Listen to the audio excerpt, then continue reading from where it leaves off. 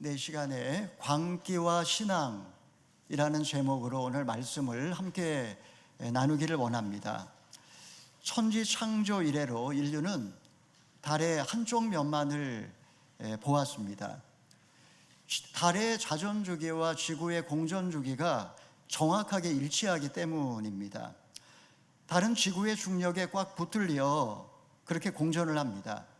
1959년 9월 인간은 소련의 인공위성에 의해 관측이 불가능했던 달의 뒤태를 처음으로 보았습니다. 그 모습은 운석을 온몸으로 막아 지구를 지켜온 영광의 상처로 얼룩진 실망스러운 그런 모습이었습니다. 인간은 의식의 이면의 어두움 측면을 우리가 보지를 못합니다. 도덕과 규범 아래 살아가는 것은 마성을 억누르고 있는 이성 덕분입니다. 만약에 이성의 뚝이 터져버린다면 인간은 미쳐버리고 세상은 혼란에 빠지고 말 것입니다. 열광은 집단적으로 생산해내는 어떤 긍정적인 어떤 에너지라고 이야기할 수 있습니다. 반면에 그것이 파괴적이고 분열적인 방향으로 작용할 때 광기라는 단어를 붙입니다. 사람에 대한 열광이 광기로 변질되는 경우는 자주 있습니다. 기독교 이단의 이야기는 어제 오늘의 그런 이야기가 아닙니다. 한국은 사이비 종교 집단이 발흥하기 쉬운 그런 환경을 갖고 있습니다. 그리스도인들이 내면에 깊은 영성을 추구하기보다도 샤머니즘과 다를 바 없는 은사주의나 이적을 중요하게 생각하기 때문입니다. 정체성이 미숙하고 정서적으로 불안정한 청년들을 대상으로 그 친밀한 관계를 형성한 후에 끌어들여서 결국에는 성과 재산을 착취하고 개인의 삶을 짓밟고 가정을 파괴하는 일들이 많이 일어나고 있습니다. 내 가슴 속에 두 개의 영혼이 깃들어 하나가 다른 하나와 떨어지려고 하네. 괴테의 파우스트에서 파우스트 교수가 메피스토텔레스에게 영혼을 팔기 전에 제자 앞에서 고뇌를 털어놓으며 했던 그 대사의 한 대목입니다. 두 영혼의 투쟁과 그로 인하여 고뇌할 수밖에 없는 인간의 실존을 말해줍니다. 우리는 매일마다 악마와 천사가 싸우는 전쟁터를 살고 있습니다. 오늘 본문에서 친척들은 예수님을 찾아와 미쳤다고 그래서 데려가겠다고 했고, 율법학자들은 귀신 들렸다라고 말했습니다. 친척들은 베들레헴에서 온 아주 평범한 시민들, 사람들이었습니다. 율법학자들은 모두에게 존경받는 그런 랍비들이었습니다. 정상적인 가정에서 태어나 직장을 갖고 생계를 책임지고 그리고 세상에서 성공한 그들의 눈에 비친 예수님의 모습은 광기에 사로잡힌 비정상적인 그런 삶이었습니다. 이 시간에 우리는 본문 말씀을 통해서 광기와 신앙을 구분하는 기준에 대하여 함께 말씀을 생각해 보고자 합니다. 첫째는 정말 미친 사람들. 우리 20절의 말씀 이걸 읽어보겠습니다. 시작.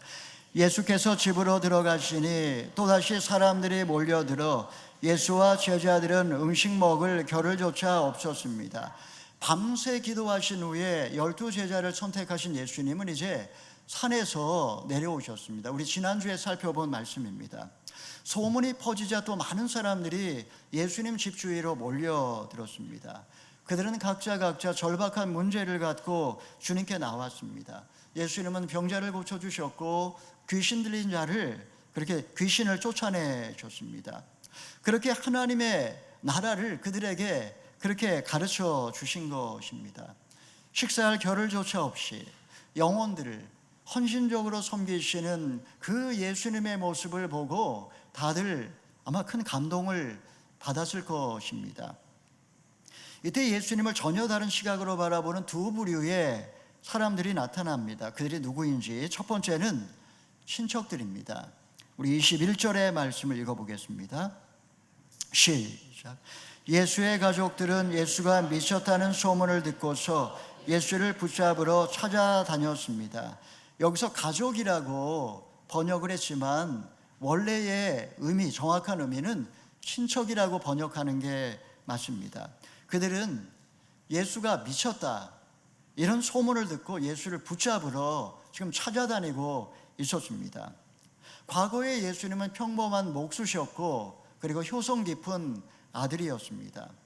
세례 요한에게 세례를 받은 후부터 좀 이상해지기 시작했습니다. 세리와 죄인들과 함께 먹고 마셨습니다. 안식일 계명을 어기면서 사사건건 종교 지도자들과 충돌을 했습니다. 그 후에 베들레헴에는 예수가 미쳤다는 소문이 쫙 퍼졌던 것입니다. 여러분, 인간에게는 누구나 조금씩이라도 광기가 다 있습니다. 파우스트 박사는 내 안에 두 개의 영혼이 있다라고 했습니다. 선과악 사이에서 고뇌할 수밖에 없는 어떤 인간을 보여주는 것입니다. 대부분의 사람들은 그 안에는 광기가 있긴 하지만 도덕과 규범으로 광기를 억누르기 때문에 드러나지 않지만 만약에 이 뚝이 터져버린다면 사람들은 미쳐버리고 마는 것입니다. 통계에 의하면, 물론 이제 한국 통계입니다. 성인들 가운데 10명 중에 3명이 정신질환을 앓고 있다라는 그런 통계가 나와 있습니다. 도대체 오늘날 누가 정신적으로 미친 자들일까요? 성경은 이렇게 말합니다. 우리 에베소서 2장 1절에서 3절을 읽어보겠습니다. 시작. 여러분 또한 여러분의 허물과 죄로 죽은 사람들이었습니다. 그때 여러분은 이 세상 풍속을 따라 허물과 죄 가운데 살았고 공중의 권세 잡은 자 곧 지금 불순종하는 아들들 가운데 활동하고 있는 영을 따라 살았습니다.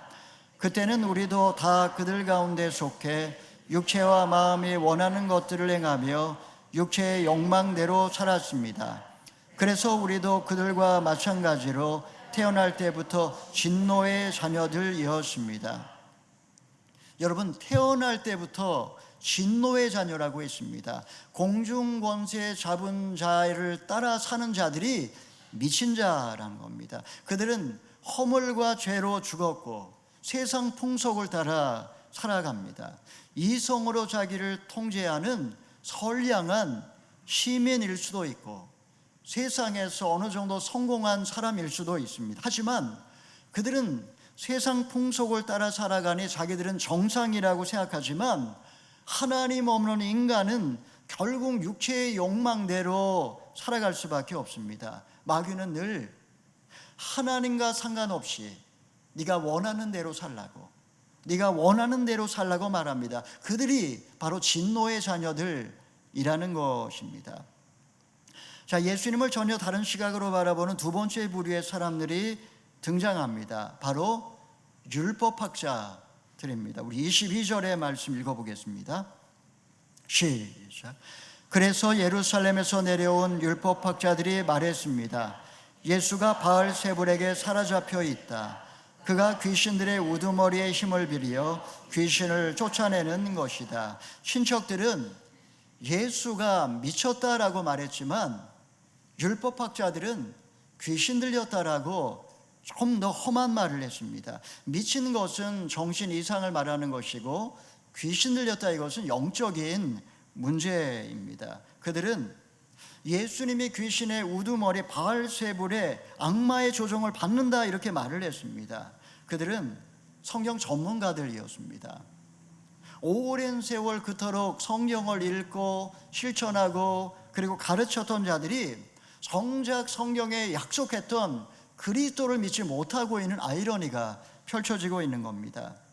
지난 역사 속에 인간은 정신병자들을 사탄 들린 거라고 그렇게 취급을 했습니다. 중세 시대에는 귀신 들린 자가 악마를 숭배하고 유아를 살해하고 인육을 먹는다라고 했습니다. 사람들은 달빛에 홀리면 미치광이가 된다라고 믿었습니다. 병을 치료하기 위해서 토하거나 아니면은 피를 흘리게 했던 것도 그 속에 악마를 내쫓는 의식이었습니다. 심지어 정신병자의 머리를 뜨거운 화로에 밀어넣기도 했습니다. 예수님은 사단에게 사로잡혔다는 율법학자들의 주장에 대해 어떻게 반박하십니까? 둘째, 성령을 모독하는 죄. 우리 23절, 25절의 말씀 읽어보겠습니다. 시작. 그러자 예수께서 그들을 불러놓고 비유로 말씀하셨습니다. 사단이 어떻게 사단을 쫓아낼 수 있느냐? 만일 한 나라가 서로 갈라져 싸우면 그 나라가 제대로 서 있을 수 없고, 만일 한 가정이 서로 갈라져 싸우면 그 가정이 제대로 서 있을 수 없다. 한 나라가 갈라져 싸우면 그 나라가 제대로 설 수 없습니다. 로마도 또 고구려도 명나라도 보면 예외 없이 권력 다툼과 내분이 일어나 국력이 약화됐을 때 외적의 침략을 받아서 멸망을 했습니다. 한 가정이 서로 갈라져 싸우면 그 가정이 제대로 설 수 없습니다. 아무리 사이 좋은 형제지간이라고 할지라도 유산 상속 때문에 갈등이 벌어지면 법정 다툼까지 가서 험한 걸 다 보고 결국 갈라서게 되는 게 세상입니다.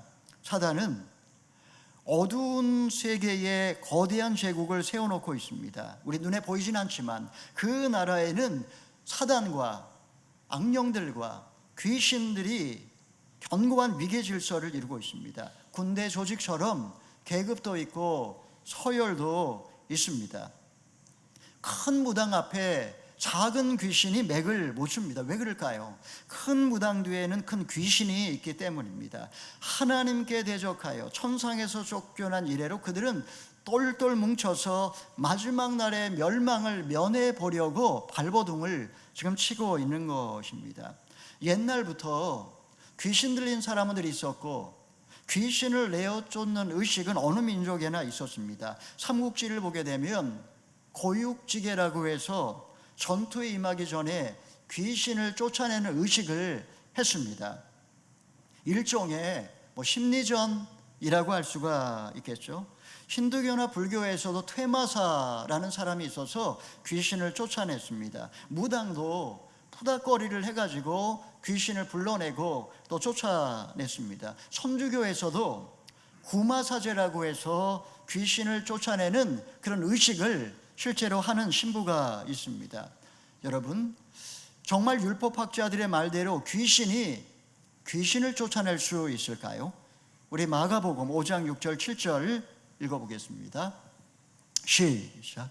그런데 그가 멀리서 예수를 보더니 달려가 그 앞에 엎드려 절을 했습니다.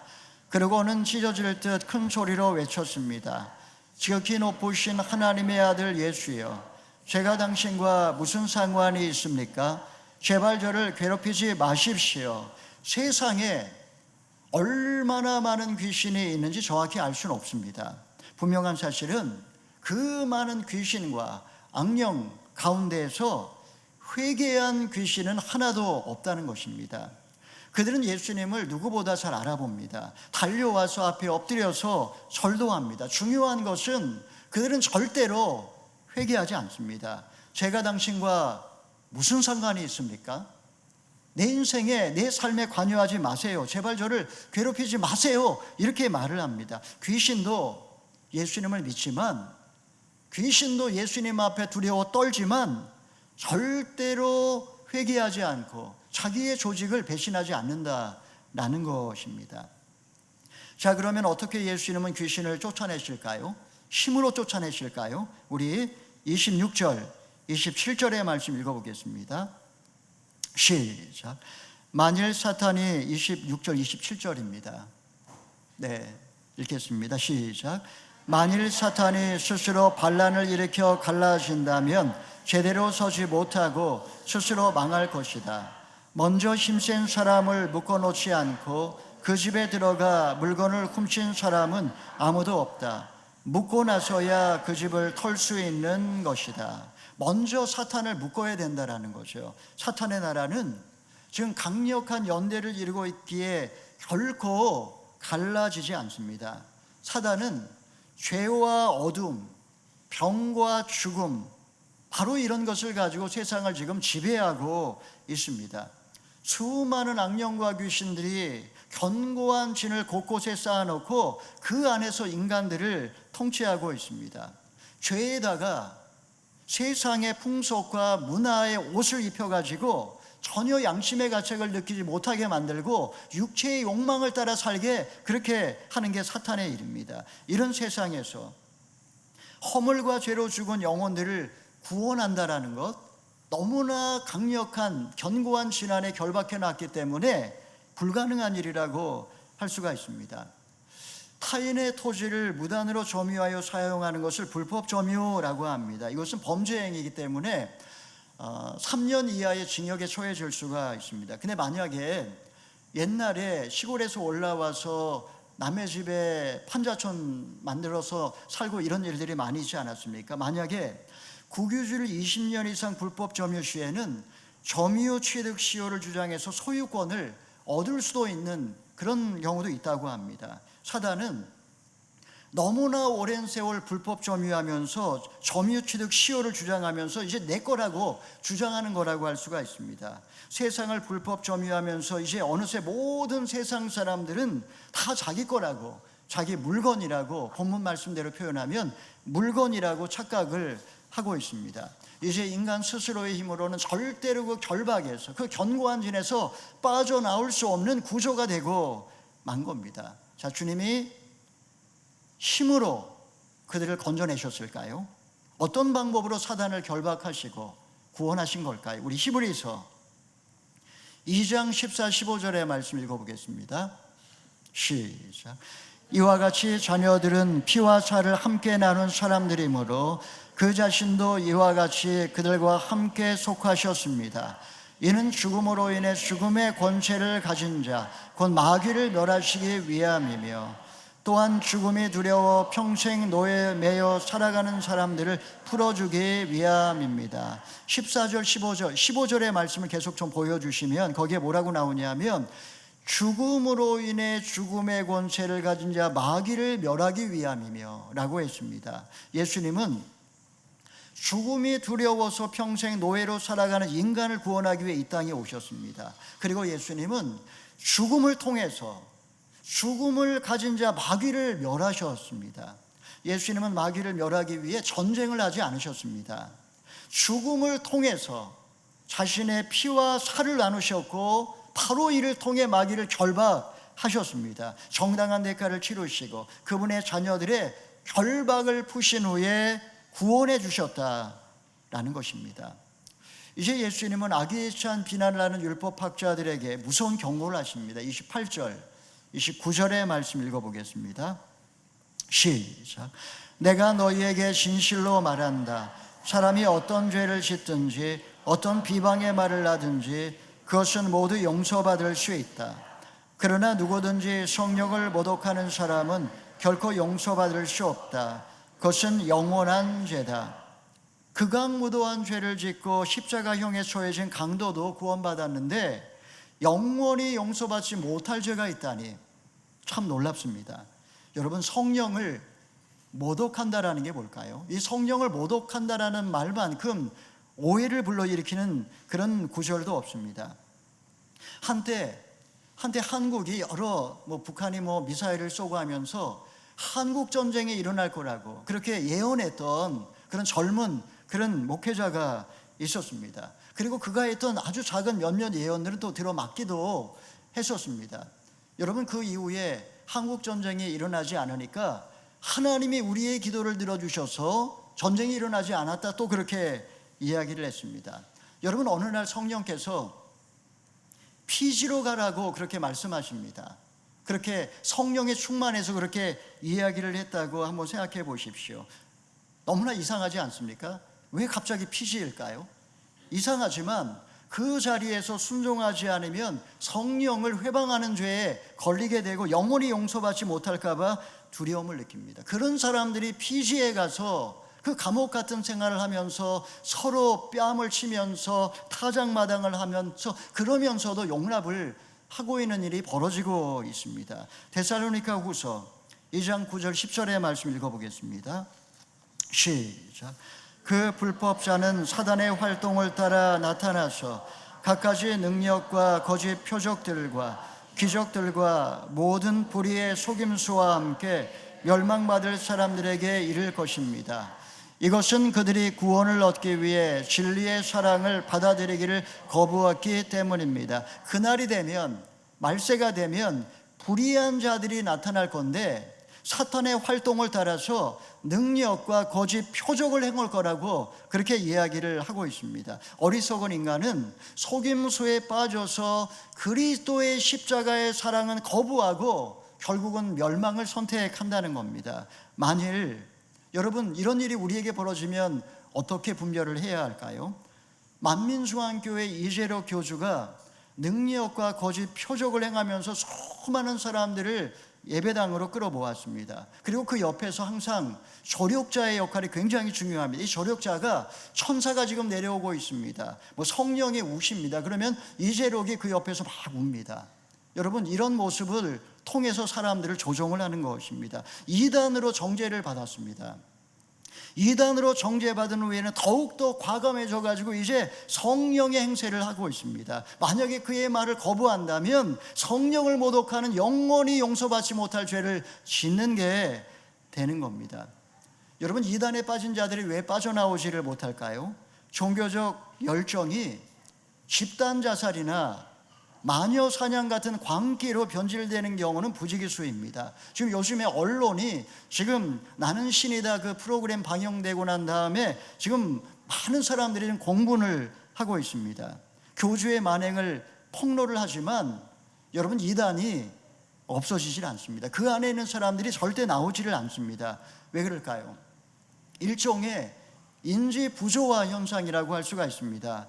헌신했던 대상이, 내가 그토록 신으로 모셨던 대상이 사기꾼이었다는 사실을 인정하기에는 고통이 너무나 크기 때문에 기존의 믿음에 집착하는 편을 선택합니다. 그들은 탈퇴하면 암에 걸리고 탈퇴하면 가족 중에 교통사고가 나고 저주받을 거라고 그런 두려움에 사로잡혀 있기 때문에 절대로 빠져나오지를 못하는 것입니다. 자, 그러면 성령을 모독한다라는 게 도대체 무슨 의미일까요? 30절의 말씀 읽어보겠습니다. 시작. 예수께서 이 말씀을 하신 것은 사람들이 그가 악한 귀신에 들렸다라고 말했기 때문입니다. 예수님을 향하여 예수님을 믿지 않고 귀신 들렸다라고 말하는 게 성령을 모독하는 죄입니다. 성령께서 오셔서 하시는 일은 우리로 예수님을 증거하는 것입니다. 내 안에 죄를 보고 예수님을 믿는 것, 내가 죄인인 것을 깨닫고 예수님을 믿는 게 이게 성령의 역사입니다. 사탄은 늘 거짓 표적과 능력을 행해서 현혹시킵니다. 그리고 종교 생활하는 것까지는 괜찮지만 예수만으로는 부족하다, 십자가만으로는 부족하다고 말하는 것이 바로 사탄의 말입니다. 예수님을 믿으면 결박이 끊어지기 때문에 어떻게 해서든지 예수를 믿지 못하게 막는 게 사탄의 일입니다. 우리 요한복음 15장 26, 27절의 말씀 읽어보겠습니다. 시작. 내가 아버지께로부터 너희에게 보낼 보혜사 곧 아버지께로부터 오실 진리의 성령이 오시면 그분이 나를 증거해 주실 것이다. 너희도 처음부터 나와 함께 있었으므로 내 증인들이 될 것이다. 성령이 해야 될 일이 무엇이고 성도들이 해야 할 일이 무엇인지 예수님은 분명히 말씀하고 있습니다. 하나님과 예수님으로부터 성령이 나오셨습니다. 성령은 진리의 영이라고 했습니다. 진리의 영이신 성령이 오시면 그분은 항상 예수님을 증거합니다. 이 일은 우리들도 제자들도 해야 합니다. 주님 다시 오실 때까지 십자가 예수님을 증거하는 것, 이것이 성령의 일이라고 할 수가 있습니다. 성령을 모독한다라는 건 뭘까요? 그것은 예수님을 그리스도로 믿지 않을 뿐만 아니라 예수님을 증거하지 못하게 하는 것, 이 모든 것이 성령을 모독하는 죄입니다. 자, 이제 예수님께서는 진정한 가족관에 대해서 가르쳐 주십니다. 셋째, 진정한 가족관. 31절, 32절의 말씀 읽어보겠습니다. 시작. 그때 예수의 어머니와 형제들이 찾아왔습니다. 그들은 밖에 서서 사람을 시켜 예수를 불렀습니다. 많은 사람들이 사람 곁에 둘러앉아 있습니다. 그들이 예수께 말했습니다. 보십시오. 선생님의 어머니와 형제들이 밖에서 선생님을 찾고 계십니다. 이번에는 예수님의 어머니와 동생들이 찾아왔습니다. 친척을 보내도 하몽차사니까 어머니가 동생을 데리고 직접 온 모양입니다.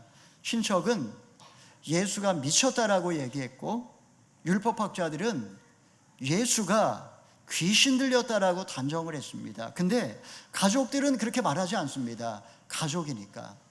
아무리 문제가 있고 미친 것처럼 보여도 가족들은 그렇게 생각하고 싶어 하지 않습니다. 안타까운 마음에 건강한지 그렇게 얼굴이라도 보기 위해서 찾아왔습니다. 무리들은 예수님이 당연히 맘살을 제쳐놓고 예수님과 동생들을 맞이하리라고 생각을 했습니다. 가족하면 떠오르는 이미지는 부모와 자녀, 애정과 돌봄, 포근함 이런 겁니다. 요즘 다들 가족이 해체된다라고들 걱정을 많이 합니다. 가족이라는 이름으로 너무 큰 부담과 상처를 주는 일들이 너무나 많기 때문에 사실 가족도 성장하면 적당한 거리를 두고 서로 성장을 지지하는 관계로 나아가는 게 좋은 것 같습니다. 막 서로 얽히고 설켜서 그리고 감정 상하고 이런 게 좋지 않은 것 같습니다. 남편 요셉이 죽은 후에 마리아는 4명의 아들들을 하나님의 손에 맡기고 인격적으로 사랑과 기도로 양육했을 것임에 분명합니다. 자, 무리들의 예상과는 달리 예수님의 반응은 어떠했는지 우리 33절, 35절의 말씀을 읽어보겠습니다. 시작. 예수께서 그들에게 물으셨습니다. 누가 내 어머니고 내 형제들이냐? 그러고는 곁에 둘러앉은 그들을 보며 말씀하셨습니다. 보라, 내 어머니와 내 형제들이다. 누구든지 하나님의 뜻을 행하는 사람이 바로 내 형제요 자매요 어머니다. 예수님의 말씀은 사실 그 둘러있는 사람들에게는 청천명력 같은 소리입니다. 지금 밖에 서서 정말 애절하게 얼굴이라도 보고 싶어하는 그 가족들은 어머니도 아니고 형제 자매도 아니라는 말입니다. 여러분, 가족만큼 친밀한 관계가 있을까요? 우리나라처럼 이렇게 유교의 영향을 받은 그런 나라에서는 가족이 사실 제일 중요합니다. 누가 가족을 소홀히 한다면 그는 비난을 받아 마땅합니다. 예수님은 지금 내 곁에 둘러앉아 말씀을 듣고 있는 너희야말로 내 어머니요 형제요 자매라고 지금 말씀하고 있습니다. 지금 하나님의 뜻대로 행하는 자라야 내 어머니요 형제요 자매, 이 말의 의미가 무엇일까요? 우리 요한복음 6장 38절 40절 읽어보겠습니다. 시작. 내가 하늘에서 내려온 것은 내 뜻이 아니라 나를 보내신 하나님의 뜻을 이루려는 것이기 때문이다. 나를 보내신 분의 뜻은 그분이 내게 주신 모든 사람들 중 한 사람도 잃지 않고 마지막 날에 그들을 다시 살리는 것이다. 내 아버지의 뜻은 아들을 보고 믿는 사람마다 영생을 얻게 하는 것이니 내가 마지막 날에 그들을 다시 살릴 것이다. 예수님께서 하나님의 뜻을 행하기 위해 오셨습니다. 하나님의 뜻은 나에게 맡긴 영혼들 가운데 한 사람도 잃어버리지 아니하고 다시 살리는 것입니다. 하나님의 뜻은 분명합니다. 아들을 믿고 영생을 얻고 마지막 날에 다시 사는 것. 예수님은 성령의 도움으로 거듭난 후에 잃어버린 영혼을 구원하기 위해 그렇게 애를 쓰는 그런 성도들을, 바로 그런 성도들이 나의 어머니요 나의 형제요 나의 자매라고 그렇게 생각을 하셨던 것입니다. 여러분, 이 말씀은 가족을 외면하거나 돌보지 말라 이런 의미가 아닙니다. 왜 이런 말씀을 하셨을까요? 신앙과 가족 중에 하나를 선택하지 않을 수 없는 상황이 올 때가 있다라는 겁니다. 둘 중에 하나를 선택을 해야 됩니다. 예수님은 우리에게 평화를 주러 온 것이 아니라 칼을 주러 왔다라고 말씀을 하셨습니다. 하나님의 뜻을 행하려고 할 때 나의 가족이 내 가슴에 가장 큰 고통과 아픔을 줄 수도 있습니다. 영적인 가족관이 분명하다면 그 어려움 속에 그 혈육의 정을 끊고 이 어려움을 극복하며 견뎌낼 수 있기 때문에 미리 말씀을 해주시는 것입니다. 이제 말씀을 정리하겠습니다. 저나 여러분이나 우리 안에는 누구나 다 광기와 열정이 공존합니다. 신의 운사나 거짓 이적은 우리의 광기를 자극해 본질에서 멀어지게 합니다. 반면에 그리스도의 십자가는 하나님에 대한 열정을 일으켜 우리로 거듭나게 해줍니다. 예수님은 사단과 싸우지 않으셨습니다. 오직 자신의 죽음을 통해 죽음의 권세를 가진 자 마귀를 결박하신 후에 우리를 건져내셨습니다. 그분이 우리를 이제 하나님의 자녀요 가족으로 삼아주셨습니다. 여러분 오늘 이 시간에 왜 예배당에 나오셨습니까? 하나님께 주님, 제가 헌금도 하고 봉사도 할 테니 내 인생에 상관하지 말라고 그렇게 말하고 있지 않습니까? 예수님을 믿는다라고 스스로 생각하고 있지만 십자가만으로는 부족하다. 무슨 선행도 해야 되고 어떤 봉사도 해야 되고, 만약에 그렇게 생각한다면 여러분, 그런 것이야말로 성령을 모독하는 죄임을 인정하십니까? 예수님이 죽음을 통해서 죽음의 권세 가진 자로부터 건져주셨으니 지금 그분의 죽으심을 죽을 때까지 전파하고 계시냐 하는 질문입니다. 여러분, 교회에 나와서 헌금하고 봉사한다고 구원받는 게 아닙니다. 예수님을 나의 주님으로 모시고 십자가를 믿을 때 영생을 선물로 받습니다. 십자가의 죽으심은 강한 자를 결박하고 사탄에게 잡힌 영혼을 해방시켜 영원한 생명으로 인도하십니다. 마지막 시대를 살아가면서 은사와 거짓 표적에 속지 마시고 주님 오시는 그날까지 예수님을 그리스도로 잘 믿으실 수 있기를 바랍니다. 사랑하는 여러분, 성령을 모독하는 자, 예수님을 믿지 않는 자는 영원한 죄사함을 받지 못한다고 했습니다. 우리 안에 계신 성령께서 지금도 저와 여러분 안에 예수님을 증언하고 계십니다. 사람을 믿지 마시고 돈을 의지하지 마시고 자기 힘을 자랑하지 마시고 예수님을 믿으시기를 바랍니다. 더 열심히 하나님이 주신 영혼들 중에 한 사람이라도 잃어버리지 않도록 열심히 주변에 지금 멸망을 향해 치닫고 있는 영혼들에게 복음을 전하실 수 있기를 바랍니다. 이번 한 주간도 성령이 충만하셔서 십자가의 죽음으로 우리에게 하나님의 사랑을 보여주신 그 예수님을 그리스도로 고백하시고 하나님 자녀로 삼아주신 하나님께 감사의 찬양을 드리시면서 주님 다시 오실 때까지 예수님을 땅끝까지 전하시는 저와 여러분 다 되기를 주님의 이름으로 축원합니다. 아멘.